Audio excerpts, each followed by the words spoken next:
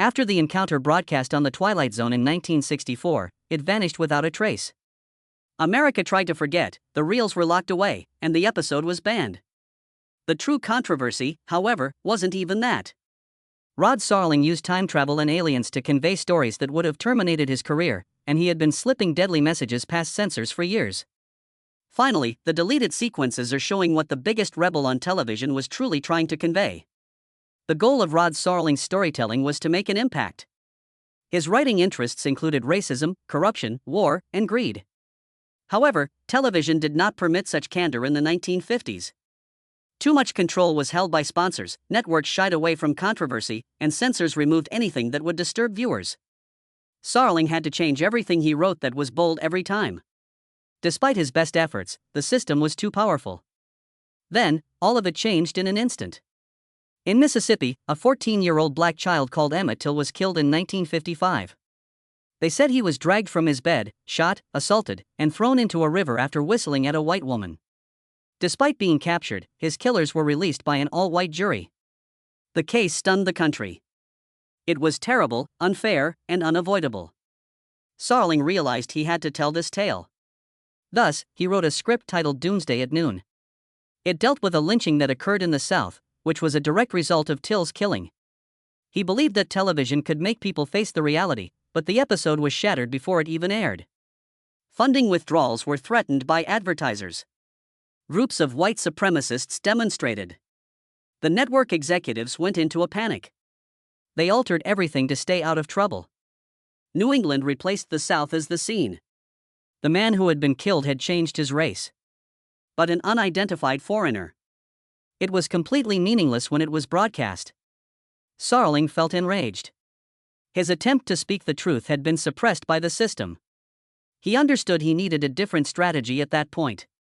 He would conceal his own stories inside something larger if he was unable to tell them. The solution was fantasy and science fiction. They were dismissed by the censors. Serling realized that stories about time travel and aliens might be more than that. He was able to discuss war without actually bringing up actual conflicts. Without identifying actual adversaries, he could illustrate the perils of paranoia.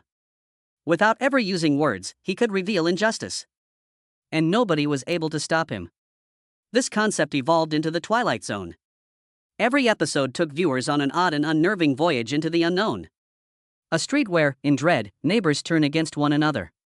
An individual aboard a spacecraft who doubts the existence of Earth. In this world, beauty is evaluated in the most gruesome manner. Although the stories seemed implausible, the lessons were obvious. Serling expressed his long-held desires through fantasy, and this time, no one was able to stop him.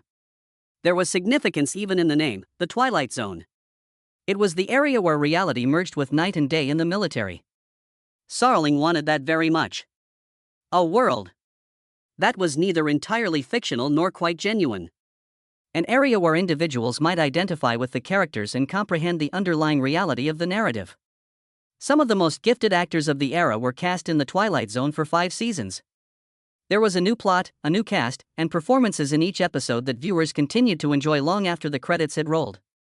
Rod Serling, the show's originator, had higher standards for performers. He sought actors capable of handling the show's reputation for odd and provocative tales. William Shatner was among the most memorable of the guests. 2 of his episodes went on to become classics. He portrayed a man in Nick of Time who discovers a fortune-telling machine at a diner. It initially appears to be a harmless diversion.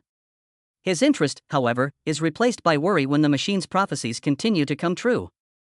The intensity of his second performance in Nightmare at 20,000 feet was significantly higher. Persuaded that a creature was meddling with the airliner in mid-flight, he portrayed a man suffering from a breakdown. One of the most well-known episodes in the history of the show was his increasing terror. The picture of him looking out the window of the flight in fear is still etched in my mind. The Encounter, one of the show's most contentious episodes, stars George Takei. A Japanese-American man and a World War II veteran were stranded in an attic during a storm, according to the narrative. Their heated exchange gradually devolves into something far more sinister. Emotions erupt, secrets are exposed, and the past is unavoidably present. After its initial broadcast, the program was rarely rerun due to its extreme intensity, but Takei's eerie performance had a profound effect. In Nothing in the Dark, Robert Redford portrayed a silent and enigmatic soldier before he rose to fame in Hollywood. An elderly woman who has lived her entire life fearing death is visited by him. Because she is certain that death will knock one day, she won't let anyone in. She gradually comes to trust Redford's character, only to discover that he is all she feared. However, he is kind rather than icy or threatening, demonstrating to her that she need not be afraid of dying. Because of his performance, the show had an emotional impact that made it stand out from so many others. Burgess Meredith had a greater influence on The Twilight Zone than most actors. Despite only appearing in 4 episodes, he went on to play one of the most well-known roles in Time Enough It Last's history. He portrayed a man who loves to read and survives a nuclear apocalypse. When he finds himself alone in the world's ruins, he is initially devastated but quickly comes to the realization that he has all the time he has ever desired to read. Then his glasses drop and break. There are books all around him that he can no longer appreciate. He is shown sitting in misery in the final scene, which is still one of the most tragic scenes on TV. Actors who would go on to become icons were given early roles in The Twilight Zone alongside well-known stars. Leonard Nimoy made several appearances in episodes a few years prior to Star Trek, displaying the subdued intensity that would ultimately come to define his career. Howard Ron played a little boy in Walking Distance, a touching tale of a guy returning to his hometown, long before happy days in his filmmaking career. Dennis Hopper, who played a struggling neo-Nazi influenced by Adolf Hitler's spirit in his alive years before Easy Rider, gave a terrifying performance. Carol Burnett, on the other hand, added humor to a program that typically dealt with more serious subjects. She portrayed a woman in need who was given a guardian angel who was meant to assist her change her life, and Cavender is Coming. The comic spin-off that was supposed to be introduced by the episode never materialized. Burnett's performance nevertheless demonstrated her innate charm and humorous timing, which would later establish her as a household star. Television was predictable in 1959, when The Twilight Zone debuted. By producing safe stories that wouldn't annoy advertisers, the majority of shows stuck to the same pattern. Rod Serling, however, thought of something else.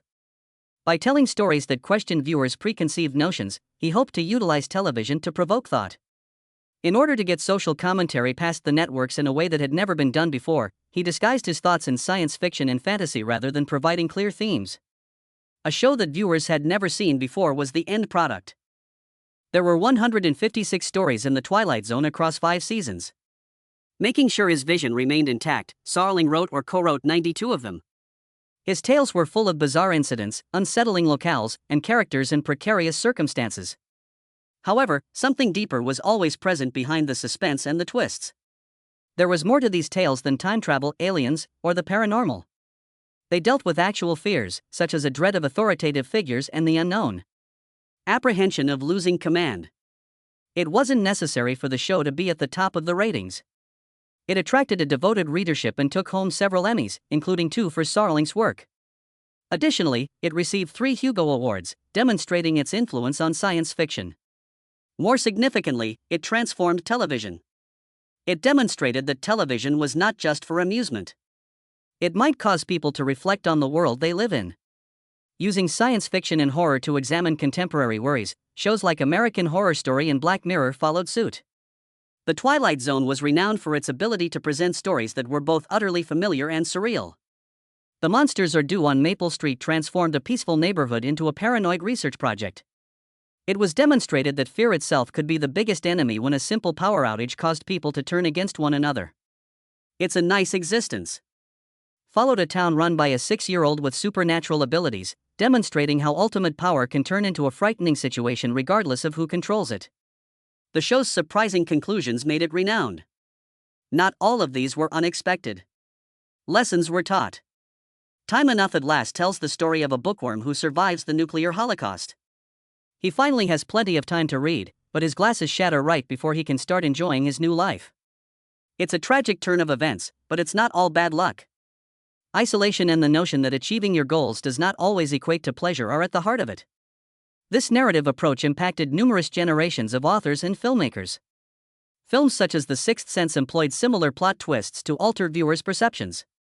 The practice of reflecting real-world anxieties through bizarre, unpleasant circumstances was continued in Black Mirror.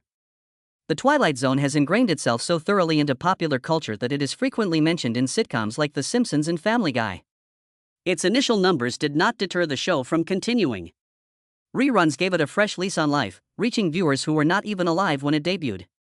The spooky theme music, the spooky narration, and the memorable conclusions became iconic in the history of television. The 2019 Jordan Peele adaptation brought The Twilight Zone to a new audience decades later, demonstrating that its ideas were ageless and not merely pertinent in the past. However, it wasn't all that easy and flawless. The Twilight Zone aired an episode on May 1, 1964, that would go unwatched for over 50 years. Two men, one a young Japanese-American man seeking employment and the other a resentful World War II veteran, are locked in an attic in this encounter. A straightforward conversation becomes uncomfortable when a Japanese katana, an antique war memento, seems to take on a life of its own. Fenton, the veteran, asserts that he stole it from a combatant he killed. Fenton's hatred builds as George Takei's character, Arthur Takamori, watches. Takamori then discloses something startling. During the attack on Pearl Harbor, his father might have assisted the Japanese troops. This is the point at which the episode becomes dark. Takamori's father's betrayal of the United States is not merely a plot surprise. It reinforces a negative and accurate stereotype. Thousands of Japanese Americans were incarcerated during World War II due to irrational worries of espionage. Many families, including Take's own, were evicted and viewed as adversaries. The idea that Takamori's father was responsible for the very act that was used to defend those camps was extremely hurtful. The criticism came quickly. The program was taken out of syndication by CBS and was kept hidden for decades. Only at a science fiction marathon in 2016 did it make a comeback. George Take had gained notoriety as an activist by that point, talking about his early years spent in an internment camp. His part in the encounter served as an agonizing reminder of the potential for both positive and negative effects of narrative. In the end, the episode reinforced the fundamental preconceptions that influenced Taki's life, despite its intended exploration of guilt and war.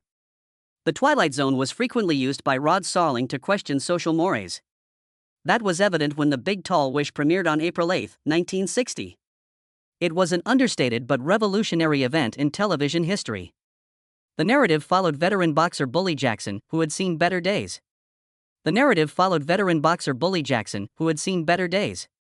A young child named Henry had such faith in him that he made a wish that was powerful enough to alter the course of events. Against all odds, Bully prevailed in his battle.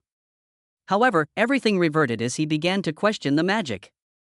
Once more, he was a defeated man who had nothing left but sorrow. It looked like another supernatural story at first. However, it did something uncommon for its era. The cast of the show was nearly all black, yet race wasn't the main topic of discussion. Black performers were rarely cast in leading roles in the 1960s, unless the subject was explicitly about racism. Race was never discussed here. The characters were just dreaming individuals.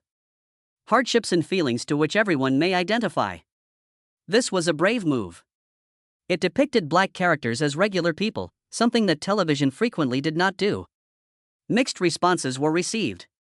It made some viewers uneasy to see a black man in a prominent position. The episode broke down barriers, according to some. Serling's efforts to advance television despite reluctance from networks were acknowledged by the Black. Subsequent series such as Star Trek and I Spy followed suit, demonstrating that a varied cast could be the rule rather than the exception. There was more to The Big Tall Wish than magic. It was about the silent force of representation, a reminder that stories that portray people as they really are can occasionally be the most groundbreaking. One of the Twilight Zone's most eerie episodes then arrived on March 4, 1965. The story of I Am the Night, Color Me Black starts in a tiny community where the sun doesn't ever rise. It is getting darker outside, and a man is about to be put to death. The black cloud grows larger as the townspeople continue to feed their own anger. The truth is eventually discovered, although initially it appears to be a local mystery. There is more to this than one town. Everywhere hatred flourishes, the darkness is encroaching on the planet. It was hard to miss the message. The civil rights movement was halfway through at this point. There were protests everywhere. There was violence after that. Many Americans were unwilling to face the bigotry that has dominated the nation for decades. They were driven to look by the Twilight Zone. The increasing darkness was more than an oddity. It was a representation of reality. Serling did not lessen the severity. It was a direct, disturbing, and unrelenting episode. It caused discomfort. That was the point.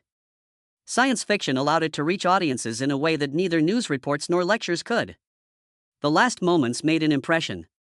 It would continue to grow darker. Unless people decided to change, it would continue. Then came a season 5 episode about living dolls. It begins when Christy, a little child, brings a brand new toy home. Talkie Tina is her name, and her purpose is to be similar to that of any other talking doll. Immediately, though, something seems strange. When Christy is picked up by her stepfather Eric, the doll says something inappropriate. Eric initially assumes it's a joke. Despite his best efforts, the doll keeps returning. It comes back after he throws it away. He tries breaking it, but it doesn't work. It becomes very personal as he struggles with it. Talkie Tina is my name, and I apologize. Eric's unraveling adds to the strain. Is he dreaming, or is the doll actually alive? Eric is not a decent man. When the doll pushes back, his rage only intensifies since he mistreats his wife and stepdaughter. Finally, he is desperate. He tries to destroy it as a last resort. He tumbles down the stairs, however, the instant he lets his guard down. His spouse discovers his body. He has the doll beside him. Talkie Tina is my name, and you were expecting it. The fact that Talkie Tina's operation is never explained in this episode is what makes it so unsettling. Could she be possessed? Is this karma? It is made much more terrible by the mystery, and it is made unforgettable by the specifics. In order to mimic the authentic Chatty Cathy dolls that were in vogue at the time. The doll itself was a modified briquette. The fact that June Foray, the woman who portrayed Chatty Cathy, also did Talkie Tina's voice made it much more unsettling. The discomfort is increased by the music, which was composed by Bernard Herrmann. Every scene feels more unnerving because of the strange, gentle music that links in the background. The terror is derived from a different source in Small Town from the 2020 reboot. Jason Grant relocates to an overly idyllic town. Happy neighbors, spotless streets, everything in its proper place. But something doesn't feel right. Nobody ever asks any questions. No one ever changes. As if the town were frozen. Confined to a loop. More depth would have been created by removing a scene. It included Jason speaking with a clergyman in an attempt to comprehend the peculiar regulations of the area. But the program still gets its point across without it. Control and the price of perfection are at issue. Despite its pleasant exterior, the community is based on a darker foundation. Although everyone abides by the laws, nobody is truly free. The Twilight Zone revival frequently updated traditional themes with contemporary themes. The small town is perfectly suited. It forces you to consider the extent to which individuals will sacrifice for the sake of maintaining peace and order. A perfect world may sound good, but what if it means that you can't make your own decisions? Then there's Season 4's Miniature. A more subdued version of a scary story. Not everyone is like Charlie Parks. He's shy. He has trouble connecting. He looks at a dollhouse when he is at a museum. But an odd event occurs. The small figures within appear to be living. He sees a woman seated at a piano. She gets up. She does something. Nobody else can see it. Charlie is certain it's real, though. He comes back day in and day out. He develops feelings for this small, inaccessible world. He no longer shows up for work.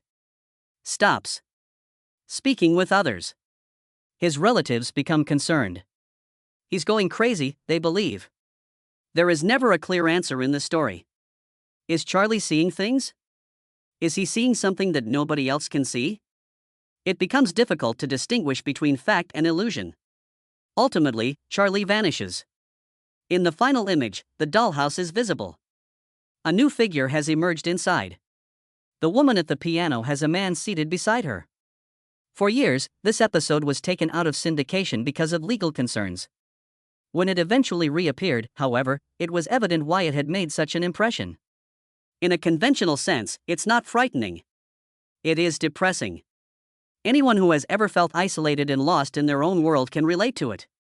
You have to ask yourself if finding happiness in fiction is really that different from finding happiness in real life. Paul Douglas wasn't himself when the Mighty Casey episode of The Twilight Zone was being filmed. Although he appeared ill, the majority of the set assumed he had been drinking. That was easy to conclude that he had a history of alcoholism, but that was not true. Everyone was unaware that he was experiencing a heart attack at work. On September 11, 1959, 2 days after the filming concluded, he died. The show's creator, Rod Serling, took it hard. A baseball comedy with a hint of science fiction was the intended cheerful tone for the episode. The show could not be broadcast as is, however, because Serling had to watch Douglas in his last days. It didn't feel natural. It didn't fit the story's tone. Serling paid for the reshoots on his own as CBS wouldn't pay. He hired actor Jack Warden for $27,000 and reshot all of the scenes in which Douglas was featured. When Alvin Ganzer, the original director, was unavailable, Robert Parrish took over to handle the new footage. And yet there was still one shot of Douglas. One scene in which McGarry, his character, drifts out into the horizon. Serling intentionally left it in. It was his method of paying respect to the actor without bringing the sorrow to light. The narrative of the episode centers on Casey, a robot who turns into a standout pitcher for a poor baseball team. However, he begins to feel emotions after receiving an artificial heart and concludes baseball isn't for him. After leaving the game, he decides to pursue a career in social service. That a full team of machines could take over the sport is hinted at by the blueprints his manager is left with, which could produce more robotic players. However, the true tale is not about robots or baseball. Serling's commitment to his work and his admiration for those who made it possible are what matter. When times got hard, he didn't simply go on. Even if it meant using his own funds to ensure it was perfect, he made sure the finished result was something he could support. The Midnight Sun was another episode that presented a unique problem. On this occasion, it was a matter of survival, not tragedy. The world in which the episode is set has seen the Earth move closer to the sun. It's too hot. It's drying up in the oceans. The social order is disintegrating. As the temperature rises, two women, Mrs. Bronson and Norma, are confined in a hot New York apartment and are attempting to survive. The heat should feel authentic, according to director Anton Leder. He wasn't solely dependent on special effects. He ensured the crew and actors experienced the suffering they were meant to depict. Took place during the summer of 1961. No air conditioning was present in the studio. To exacerbate the situation, Leder ordered the electrical crew to turn up the temperature on the set. Enough to make everyone uneasy, but not enough to be captured on film. It succeeded. It was real perspiration. The fatigue wasn't acting. You can see the genuine struggle on Mrs. Bronson's and Norma's faces. It became so hot that some people almost passed out from heat exhaustion. But it was worth it in the end. Rod Serling made audacious claims while narrating stories that managed to evade censorship. There were more than simply weird happenings and unsettling turns in the Twilight Zone. It was a means of discussing actual anxieties. Nuclear war, bigotry, and McCarthyism. Without actually expressing those things aloud. The network would have fired him if he had been too blunt. So he tried something else. The Monsters Are Due, a 1960 television series, is among the best illustrations of this. A quiet neighborhood serves as the setting for the story. Everything is as usual until the community experiences an odd power outage. Suspicion then takes over. It's suggested that aliens could be to blame. People begin placing blame on one another, even criticizing longtime neighbors. The street is in a state of mayhem by the end. The turnabout? From afar, the actual aliens are observing. They only needed to sow a little uncertainty, and the people destroyed themselves without having to invade.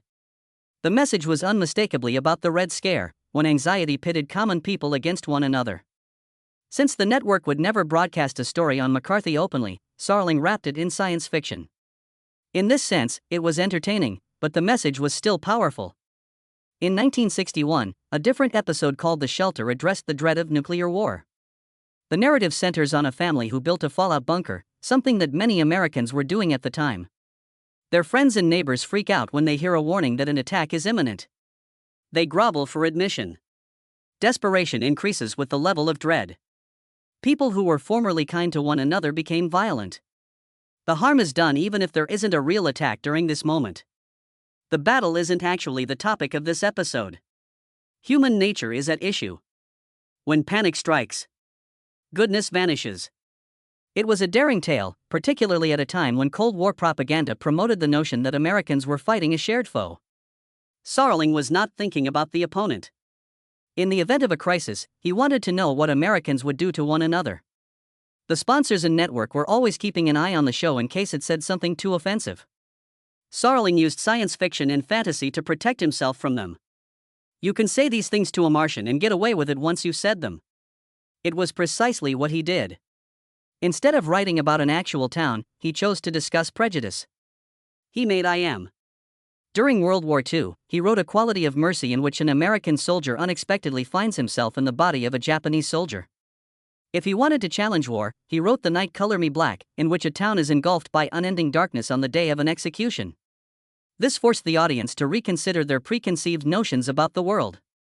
Serling was constantly pushing the envelope and seeing how much he could say before being silenced.